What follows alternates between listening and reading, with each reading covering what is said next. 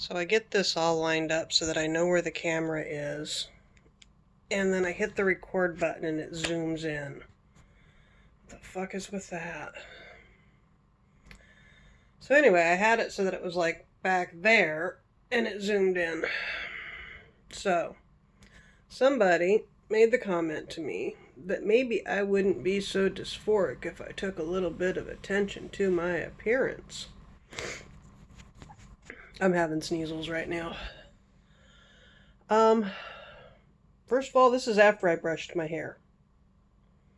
Brushed it repeatedly. It, in the mirror, looks like a nice uniform look. On the camera, not so much. Do you see how my hair stands an inch off my scalp? Do you see how I'm going bald in places? That's hormones. Yeah, I got old lady bald going on. It's kind of traumatic. One of the reasons I failed on testosterone is my hair all started falling out, which is something that happens with testosterone. Because male pattern baldness runs genetically. Anyway. Schooling my thoughts.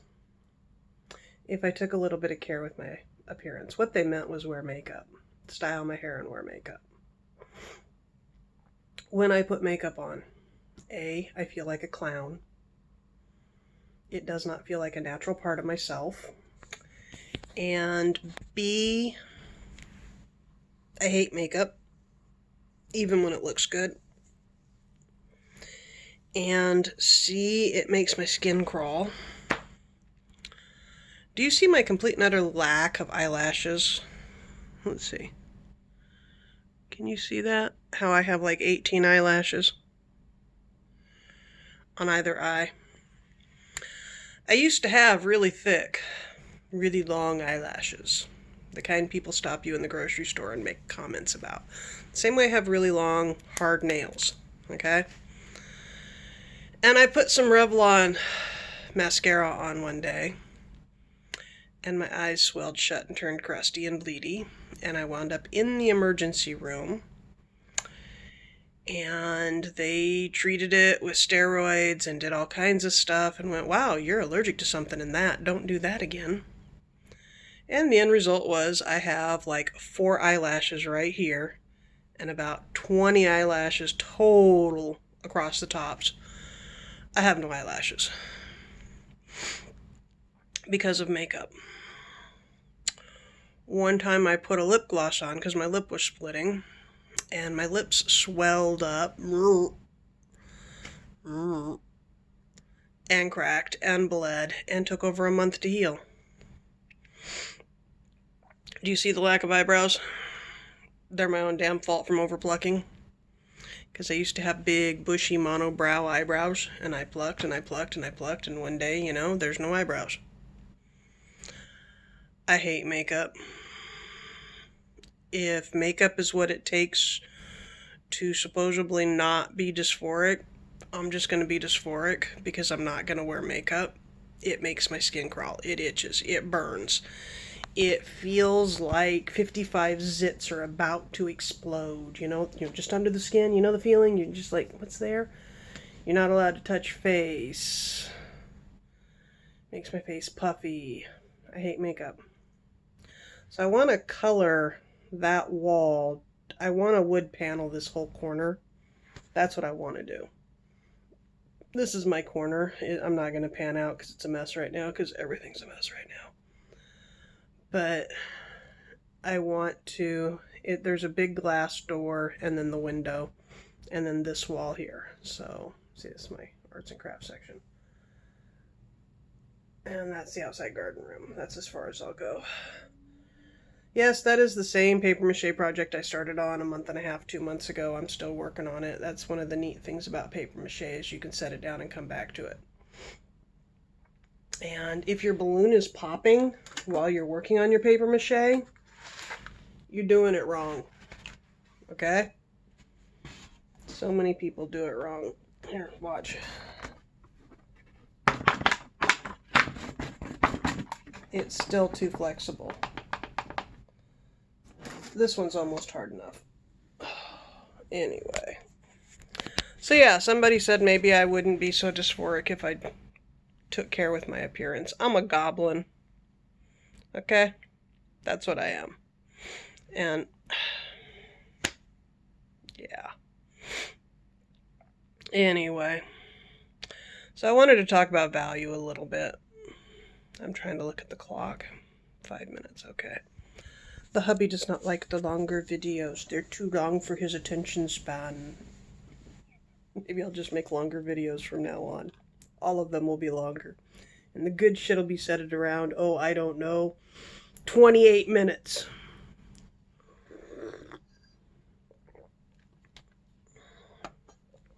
So my generic coffee was hazelnut flavor this time, and the generic creamer is vanilla flavor, and it doesn't quite work as well as I thought it would. Anyway, value. So I spin. I make yarn. Let's see if I can reach this without, like, totally killing you. I can't. Anyway, y'all know I make yarn. I made the yarn for this. This is a good example. This is 2 ounces of yarn. Okay? So we have a nice, basic little hat that I need to shape up. And I made a little necklet. Not quite a scarf, but you can wear it around your neck for a little bit of extra warmth without committing to a full scarf. Okay, 2 ounces of decent quality yarn, or fiber. We'll just call it merino because everybody knows merino. Fiber costs, basic fiber, not premium fiber, basic fiber, costs about $2 an ounce. Okay, and that's processed. If you want to buy raw fiber, basic fiber, costs around $2 an ounce. Never mind how much work goes into processing it.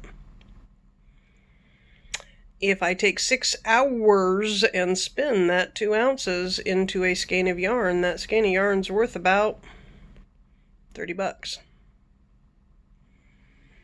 So $2 an ounce is about $4, maybe $6. And if I spin it, I might get $24 to $36 for it if I spin it and dye it. Okay, that's a nice, not paying an hourly wage, but it's a nice, okay, because I'm going to be spinning anyway. If I crochet it or knit it into a scarf and necklet, that scarf and necklet is worth about $20, $25, $30. Okay, let's be honest.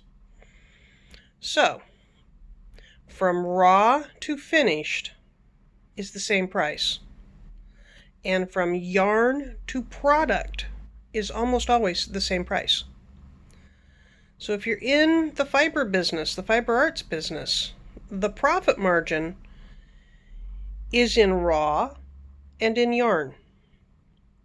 It's not in shawls or scarves or hats, and it's not in processed yarn.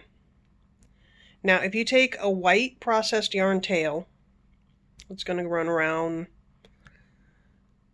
$16 to $24. If you dye it, indie dyeing, if you dye it, it's now worth around $24 to $26. You made a few bucks. If you take a white yarn, it's worth about $24 to $26, maybe $30. And you dye it, it's now worth $30, $35. You made a couple of bucks. So you can make a profit dyeing, either fiber or yarn. But the real profit isn't in getting it processed. That's a net expense. And crocheting or knitting takes away from value. The implied value of the yarn is the value of the yarn, not the hat. So when you buy a hat, you're buying a skein of yarn that happens to be coming to you in the form of a hat that you can unwind, wet, put back on a niddy noddy and reskein it and use for something else. That's where the value is. I watch that in so many things. Oh, that's something on my wall. Yeah, it is. I thought it was on my screen. I watch people put time and energy into something that they're not getting extra value for. And it frustrates me. And I watch people asking. I know people who ask an hourly wage for their hand spun. If I charged an hourly wage, and we'll just say minimum wage, $7 an hour, for my hand spun yarn, every single skein of yarn would be, I can do math,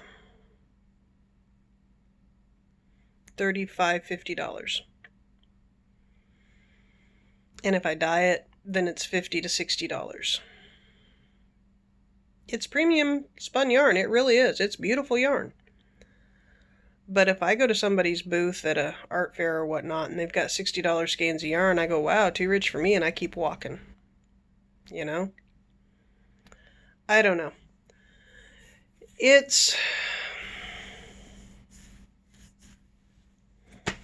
don't have enough brain cells for this today. I really don't.